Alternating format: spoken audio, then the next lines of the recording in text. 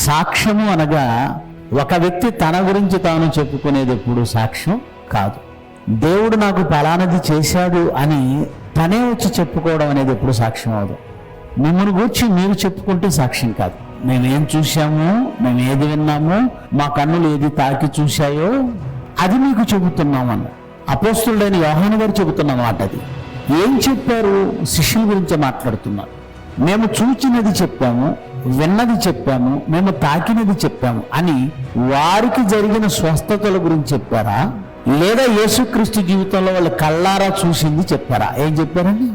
బాప్తిజం తీసుకున్నది, యేసుక్రీస్తు బాప్తిజం తీసుకున్నది మొదలుకొని ఆయన మరణించి తిరిగి లేచి 40 దినాలు భూమి మీద ఉండి ఆ 40 దినాలలో కూడా ఇంకా వాళ్ళకి ఎన్నో రుజువులు ప్రమాణాలు చూపించి ఆ తర్వాత 500 మంది కంటే ఎక్కువగా సహోదరులంతా చూస్తుండగా పరమునకు ఎలాగో ఎగిసిపోయాడో ప్రతి సన్నివేశానికి వాళ్ళు సాక్ష్యం అంటే తాము చూచినది చెప్పడం.